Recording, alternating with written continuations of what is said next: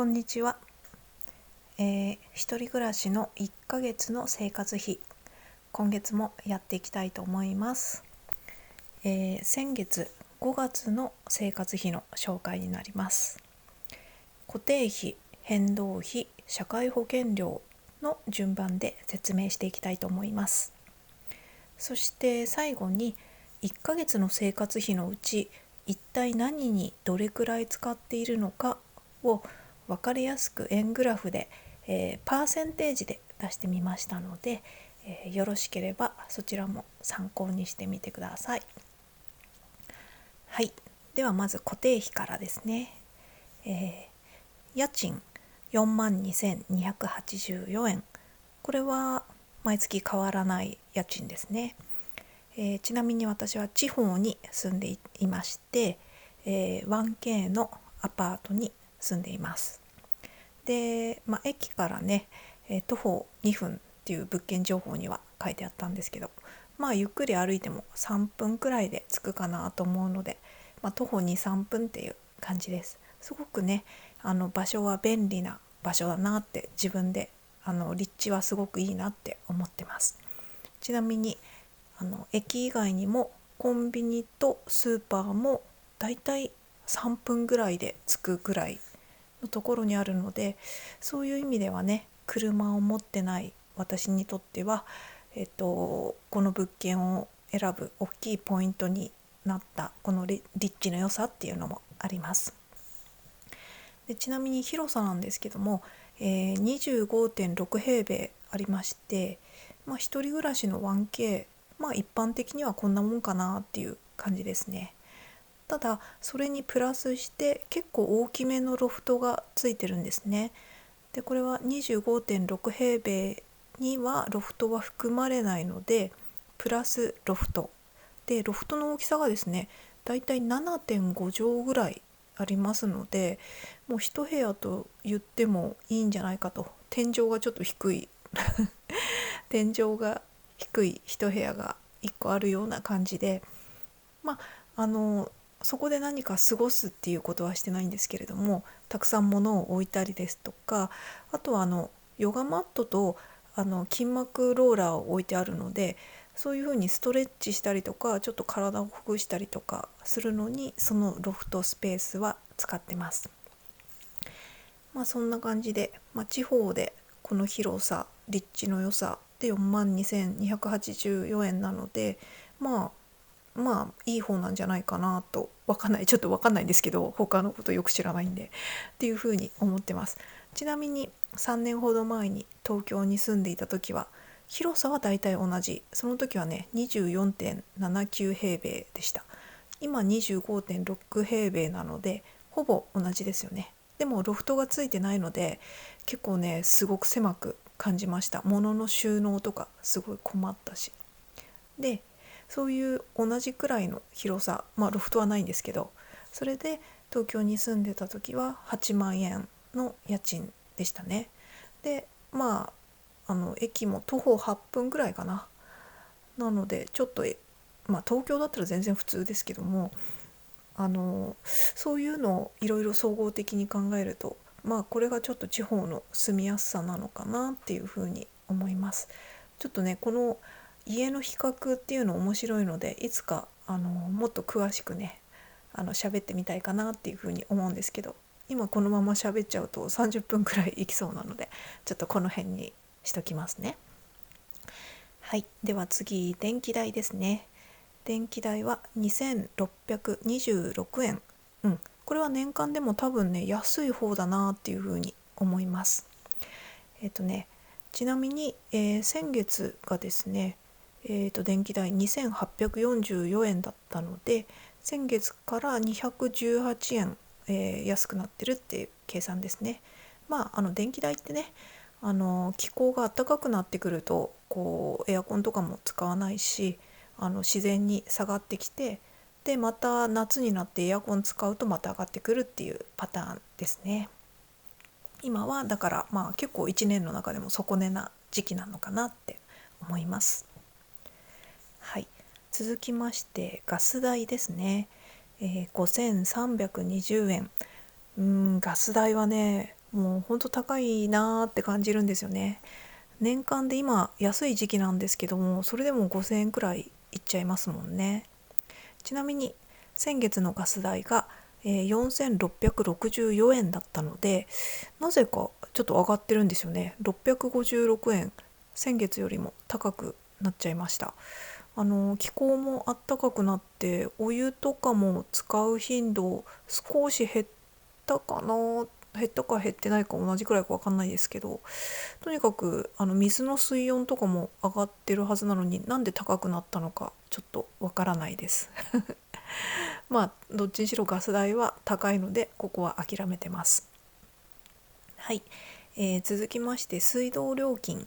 こちらはね、毎月だいたいいつも3,000円くらい、もう年間通して水道料金は全然変わらないです。毎月毎月3,000円くらいで、毎月っていうかね、実際には支払いは2ヶ月に一遍なので、ここに書いてある金額は1ヶ月分1/2の金額を書いてます。ですので実際には、2ヶ月で6,060円の支払いでしたっていうことですね。はい、では続いて、携帯電話、1,081円。楽天モバイルを使ってます。で多分ね一番安いプランだと思うんですけれども、私ずっと家にいるので無職引きこもりでございますのでなので家で使ってる Wi-Fi に携帯は基本的につなげてるので、外でネットとかつなぐ機会も少ないので、なので最低料金のプランにして、最低の金額でいつも住んでるっていう感じですね。はい、で続いて Wi-Fi はソフトバンクエアーを使ってます。3,678円ですね。はい、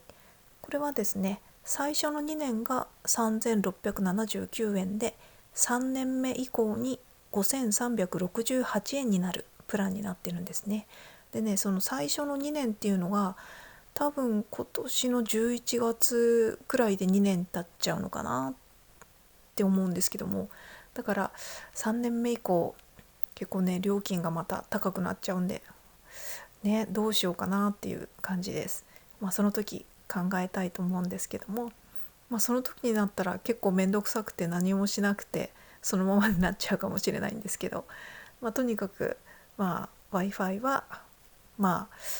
必要なので、はい、高いけどしょうがないですね高いっていうか一般的には普通の料金なのかな、これくらいが。はい、以上が固定費でした。でね、固定費っていうのはね、もう水道光熱費が高いか安いかによって毎月変わってくる金額なので、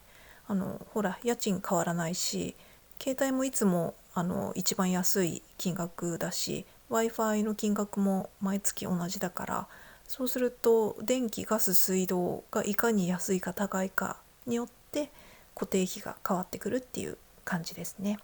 で今はこの水道光熱費は年間で一番安い時期だと思うので、固定費の中でも年間で今が一番安いくらいっていう感じですね。ちなみにですね、水道光熱費の年間の推移ですね、電気代、ガス代、水道代、それをですね、去年2023年の1年間の金額の推移をですね、折れ線グラフと棒グラフでまとめたものがあって、それがね確か前3月の生活費の動画でねまとめたやつを詳しく説明してるので、この水道光熱費の年間の変化っていうのが気になる方はそちらを見てみてください。はい、以上が固定費でした。はい、では続きまして、変動費いってみますね。はい、まず食材費、これはですね、自炊する時のお料理に使う食材をスーパーとかで買ったその食材費ですね。今回は23,322円です。だいたいいつも2万円くらいなので、今月はちょっと多いかなっていうふうに思いました。ちなみにですね、先月が逆にすごく安くて1万7811円だったんですね。なので先月との差はプラスの5511円です。先月がね安かったっていうのもあるんですけども、今月結構高いなと思って、ちょっといろいろ考えてみたら、結構ストックの食材を買ってたのが多かったなっていうのに気づきました。でね、気になってちょっと調べてみたんですけども、今月ねまずねお米を2回買ってるんですよね。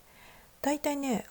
私お米月に1回買うことが多いんですけれども、何キロ買うかによって場合によっては月に2回買っちゃう月もあるのかな。で今回はね月の初めに5月の初めにお米4キロ買って、で5月の最後の方にもねお米を4キロ買ったんですよ。だからね月の最初と最後に2回お米を買ったことになるので、いつもより1回分お米代が多くかかってるような感じになってます。ちなみにねお米は4キロでだいたい1300円くらい。だいたいその4キロのお米多分ね1ヶ月は持たないかな。多分1ヶ月で5キロぐらい食べてる気がするので、そうそう。だからでもこの4キロを2回買ったので、いつもより1000円くらいは多くなったのかなっていう気がします。あとはねココアをね私結構でっかい袋っていうかパックで買うんですよ。 500g でそれが1000円くらいですね。いつもネットで注文してます。多分ねココアは23ヶ月3ヶ月間くらい持つかなと思いますので、これも3ヶ月に一遍くらいかかる、ストック食材ですね。で次にねオートミールも買ってましたね。オートミールだいたい 800g とか 1kg とかのものを買うんですけど、今回は 800g で650円のものを買ってました。でオートミールもね1ヶ月以上は絶対持つと思うので、そうだいたい分かんないな、1ヶ月半から2ヶ月くらい、その時によって結構食べた月と食べない月もあるんですけど、とにかくそれも毎月かかるもんじゃないので、これもかかってたなっていう感じです。あとねあのお茶っ葉買ってました。緑茶煎茶ですね。私コーヒーが好きは好きなんですけど、緑茶もすごい好きで、まず朝起きてやることは必ず毎日急須でお茶入れて飲んでるんですね。なのでお茶っ葉は絶対欠かせないものなんですね。でこれはね 200g のお茶っ葉650円のものをいつも買ってます。で 200g なんでね、これもね多分2ヶ月くらい持つんじゃないかなと思うんですけど、そんな感じで、ちなみにねこの無職生活を始めてお茶っ葉のランクは落としてるんですよ。普通にちゃんとサラリーマンしてた時はお茶っ葉100g1000 円のやつ買ってたんですよ。多分別にそんな高級品じゃなくて、普通の金額だと思うんですけど、だから今ね 200g で650円なので全然半額以下ですよね。3分の1くらいかなの金額。お茶っ葉のランクは下げてます。正直味はねやっぱ 100g1000 円の方が断然美味しくて、たまに買うんですけど、日常のお茶っ葉はね今このお得なお茶っ葉を買ってます。そんな感じでね、今回このストック食材、お米、ココア、オートミール、お茶っ葉、これがね全部ね、3600円くらいかかってますので、ちょっといつもよりその分が高かったのかなと思いつつ、それでも高いなと思ったんですよ今月。自分でなんかすごく高いもの買っちゃったな、今月はあれ買っちゃったなっていうのがあるんだったら別に2万3,000いくらとか言っててもおかしくないんですけど、ストック食材を買ったことを入れてもそれでもなんかそんなに対して普通にね、なんか買ってないぞって思って思い返すとね、やっぱりね、単純に食料品の物価が上がってましたよね。なんかね、一回驚いたのがね、キャベツがめっちゃ高くてね、買うの一回だけやめたんですよ。いや、やめたの一回だけなんだけど。そういえばヤフーニュースかなんかで、東京でキャベツが600円とかだっけとか言ってたみたいなの見て、マジかよって思ったんですけど、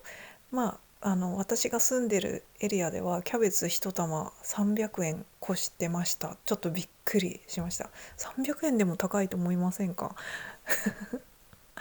そうなので、1回だけ買うのはやめたんですけど、その2日後にやっぱり買いましたね。ただちょっとね、小さめの一玉小さめなのを買ったんで300円はしないキャベツを買いました。まあね、しょうがないかなと思って。あとキャベツ以外にもね、あのプチトマトもね、いつももう一年中買ってるんですけど、よく買うのがね、1パック159円の一番お安いプチトマトが気に入ってるんですよ。それがね、198円とかになってたんですよね。なんかほんと50円くらい値上がりしてびっくりして、そんな感じでね、野菜が値上がりしちゃってるんですよね。今キャベツとトマトの例を出しましたけども、他にもね、ちょこちょこここ1ヶ月でまたさらにちょっと食料品、特に感じたのは野菜かな。カップラーメンとかそういう加工食品とかも結構上がってたけどね。なんかそれで普通に同じようにお買い物してても多分1,000円から2,000円くらいは変わってくるんじゃないかなっていうふうに思いました。はい。では次に、おやつ代ですね。これは1,182円。おやつ代っていうかね、実際にはお菓子代ですね。おやつって言っても、さつまいもとかバナナとか、オートミールで作ったパンとか、そういうのはおやつ代には入れてないです。実際おやつとして食べててもですね。これは実質、次からはお菓子代にしようかな。お菓子ですね。嗜好品として買ったチョコレートとかキャラメルコーンとかクッキーとか、そういうお菓子をいくら使ったのかってやつですね。で1,000円前後なんですごく安い。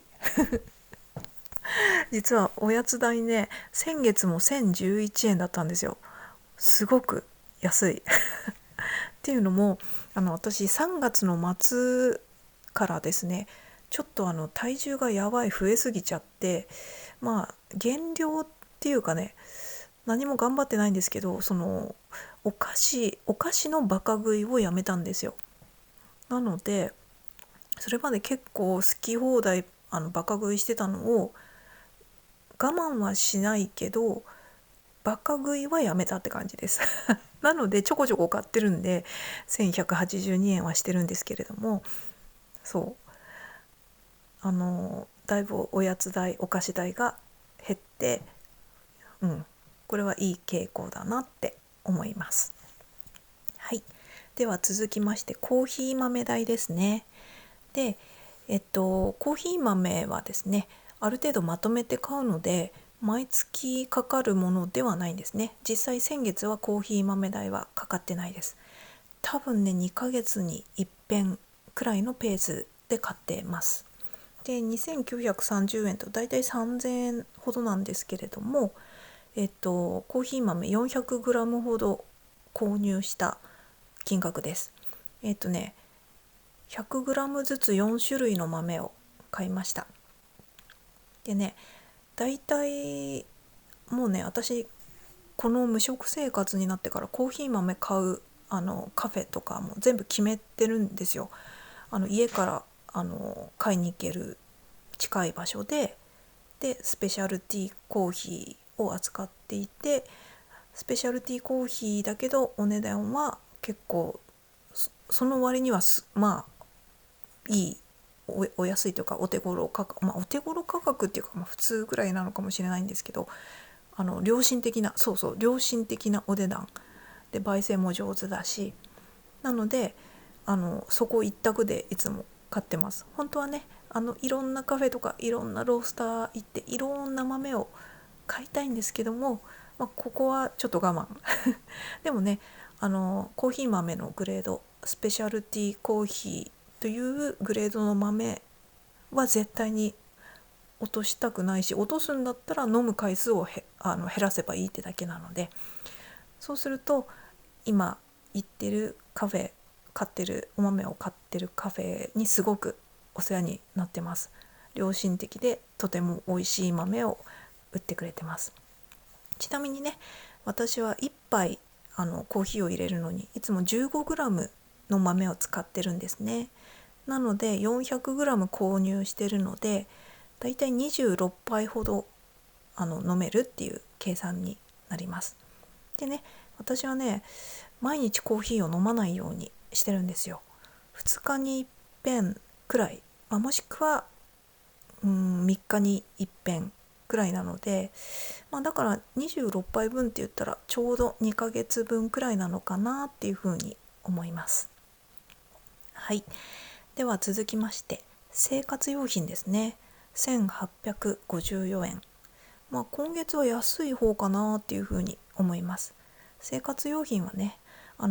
結構まとめ買いすること多いですよね。シャンプーとか洗剤とかトイレットペーパーとか。だからストックがある時は全然使わなかったりとかするので、結構月によって差がありますけども、買う時は8000円とかいっちゃう時もありますね。はい、では続いて、医療健康ですね。これは8000円、スポーツジム代です。前も言いましたけれども、スポーツジム代はですね、別に趣味とかそういうんじゃなくって、私は健康を維持するために行ってるので、趣味というよりも、これは予防医療っていう認識なんですね。なのでここの項目、医療健康っていうところに入れてます。今の生活にとって8000円はかなり、厳しいは厳しいんですけれども、ただね、これが私のこの生命維持でもあると言っても過言ではないので、この完全な引きこもりになるのを防いで、そこに行けば人間に会えますので、こうやって人間に会って最低限の運動をするっていうことがメンタル的にもこのフィジカル的にも健康を維持していることは間違いなく、それがなかったら私はメンタルをもっと病んで、体もね、糖尿病とか心筋梗塞とか起こすかもしれないし、お菓子とかねバカ食いしてる人ですから。なのでそれで病気になって医療費がかかって、もしくは仕事とかずっとできない体になるかもしれないし、そういう意味でね、予防医療として、このスポーツジム代っていうのは必要不可欠な、経費っていうふうに捉えてます。はい、では最後ね、これ000ってつながってるんですけども本当はね、外食カフェ代とかさ、上の食材費とおやつの下ぐらいに入れたかったんだけど、もう0円だからちょっとまとめようと思って下にずらしてしまいました。無職引きこもりでございます。なのでもちろん外食もしないし、カフェにも行きません交際費も必要ありません。もう項目から外しちゃいましたからね、交際費なのでまずここは0円でしょ。で、趣味教養、これもね基本的には使ってないですね。何も別に、だってずっと家にいるので。で、たまに漫画を定期的に買うので、それがたまにねここの項目に入ったりとか、あとアマプラの年会費が年に1回入るとか、そういうのはありますね。そうそう。で医療じゃないや、美容と衣類、これはね、美容はね、もう化粧品とかは今の生活全く必要ないし、あと美容院もねちょっとやばいけど全然行ってないんですよ。ちょっと身だしなみ的にはやばいけど、スポーツジムにしか行ってないので本当はそれでも良くないんだけど、ちょっとね髪の毛は今無法地帯になっております。そうで、洋服なんてね買ってもどこで着るのよっていうぐらいなので、あの買うとしたら家着とかね、下着とか靴下とかね、それくらいかなっていうふうに思うんですけども、基本的に別に必要ないので、ここは0円、もう0円御三家ですね。もうなんか節約をしたいっていうんだったらいいのかもしれないけど、ちょっと本当に人間の生活としてちょっと心配だなっていうふうにこれを見ると思います。別に節約しようとか思ってしたわけじゃなくて、普通に生きてたら何にも使ってないっていうそれだけなので、はい、以上が変動費でした。では最後に社会保険料ですね。私は今働いてなくて無職なので、国民年金と国民健康保険を払ってるはずなんですけれども、ですね、国民年金はですね、実は全額免除の申請の手続きをしていて、今免除されてる状態なんですね。もう1年半ぐらいは全額免除をしてるのかなっていう感じです。はい。で、健康保険、国民健康保険は、今期の連絡が来てないのでちょっとまだ払ってないんですけども、なので今回は社会保険料は0円となっています。そうだ、一応なんですけども、国民年金今免除申請したって言ったじゃないですか。でもしね、私みたいに何かしら理由があって今国民年金を払うのがきつい、なので未納になってしまっているっていう人がいたらですね、必ず免除申請をするようにした方がいいですっていうお話ですね。未納と免除になってるのは全然違うので、未納だとですね、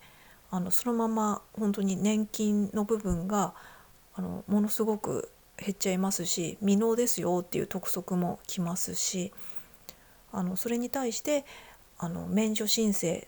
私は全額免除にしてるんですけども、全額免除とか何分の何免除とかそういうのがあるんですけども、それを申請すると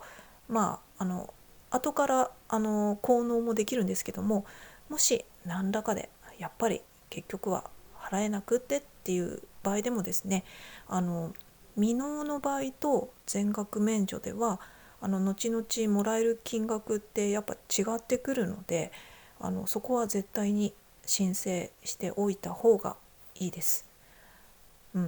で、とはいえ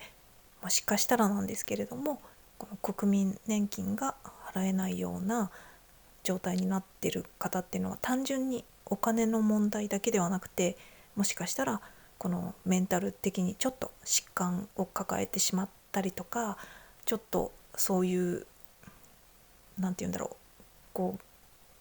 元気がない状態になってしまってて、家から出れないとか人と話せないとか、そういう風になってる可能性もありますよね。そうすると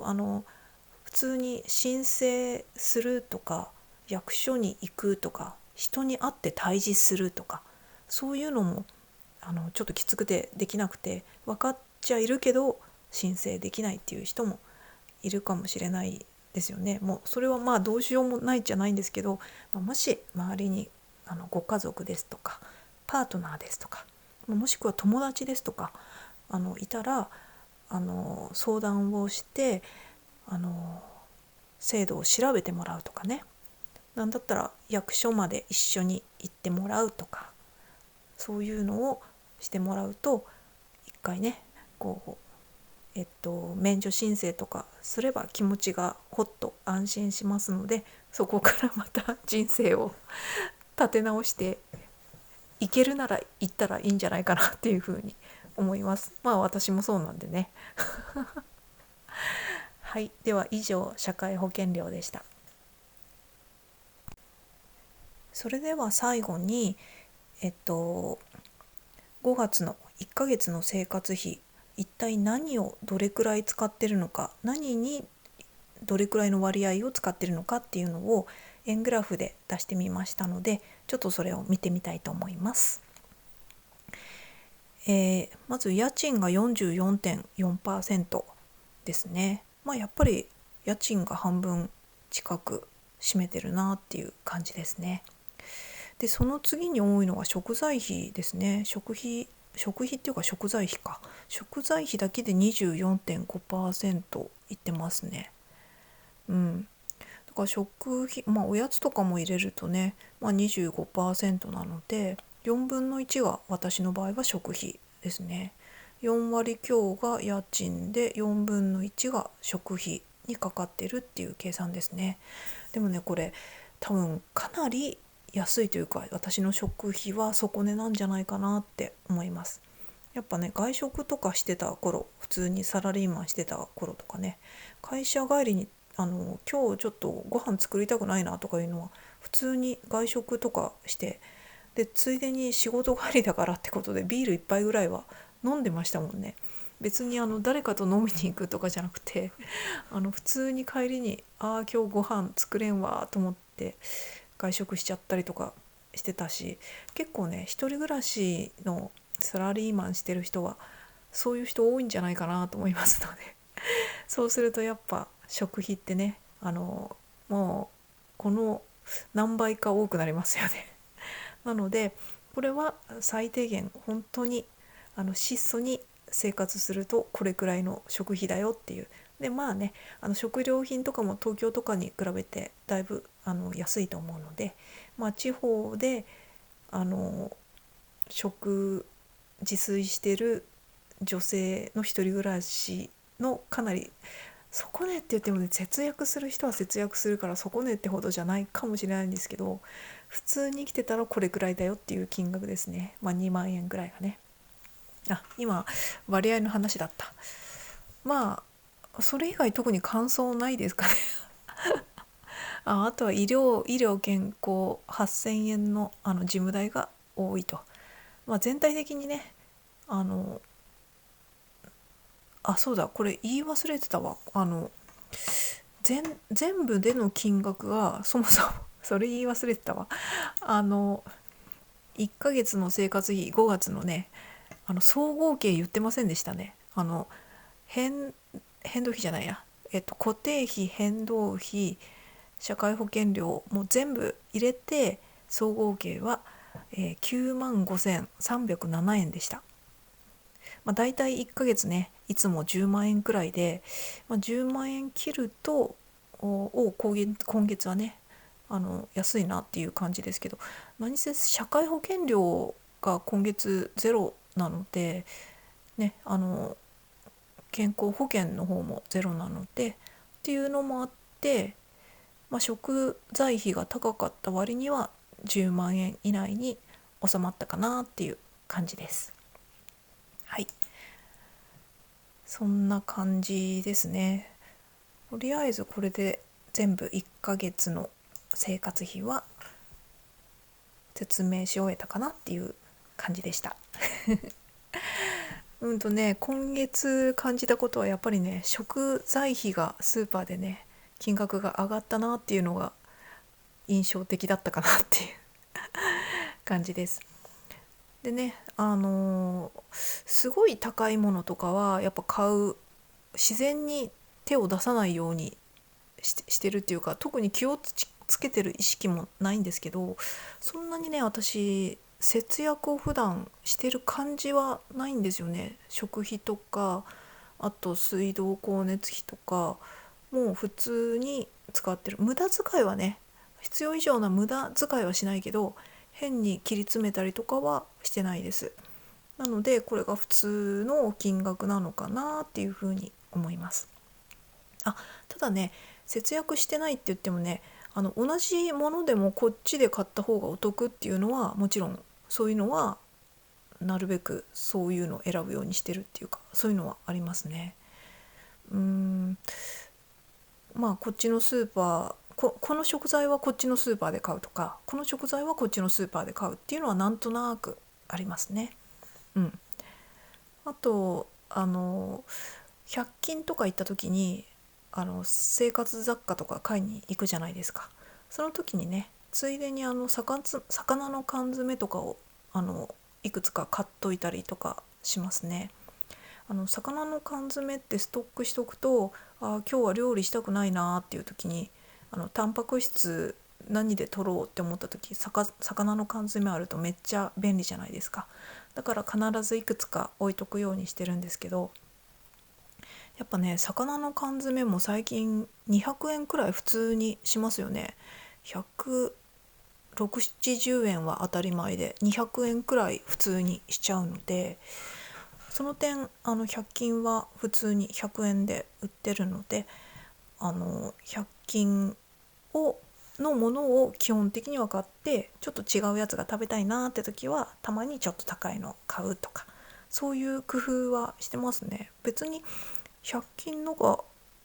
味が悪いとかそういうのは感じないので、全然そこは我慢してるっていう感じはないです。そうなんかね、特別節約って感じじゃないし、私の場合は節約ではないんですけど、最近思ったのは、また100均で思い出したんだけど、この前ね、100均に行った時キッチンペーパー売ってたんで、それ1個買ったんですよ。でそのキッチンペーパーがね、ブラックジャックの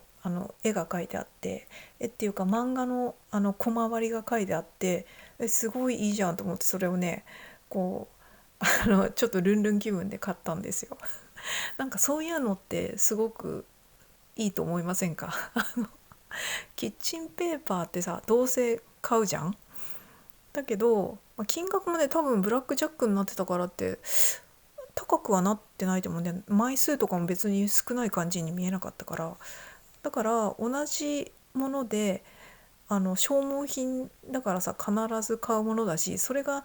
なんかブラックジャックのものだと、ちょっと使う時さ、ちょっとさ、わあブラックジャックだと思って楽しい気分になるじゃん。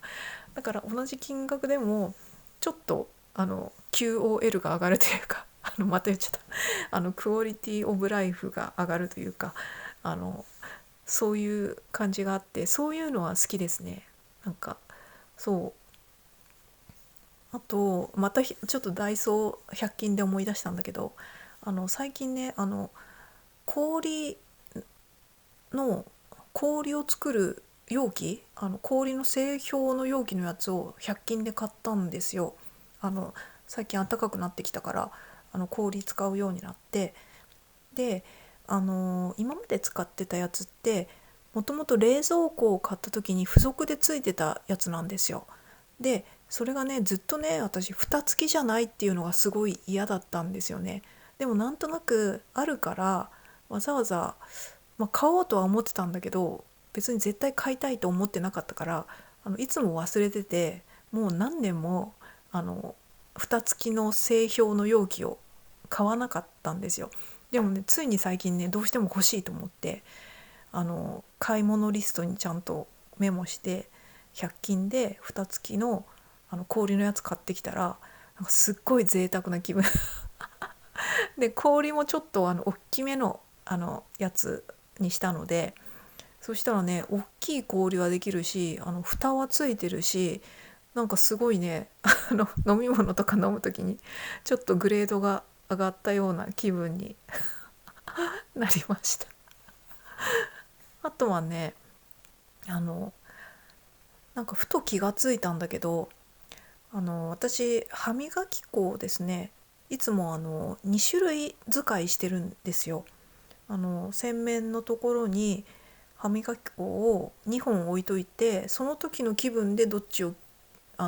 使うかっていうのを決めてるんですね。で歯磨き粉ってさ、1本なくなったらどうせ2本目買うじゃないですか。でふとある時思ったんですけど、1本目がなくなる前にもう2本目を開けて常に2本置いといたら、自分がその時にの気分でどっちを使うっていう選択肢ができるじゃないですか。だからこの選択肢があるのってすごいなんかいいなと思って。確かに今日はなんかこっちの歯磨き粉、今回はこの歯磨き粉がいいなっていうのってあるので、あのこの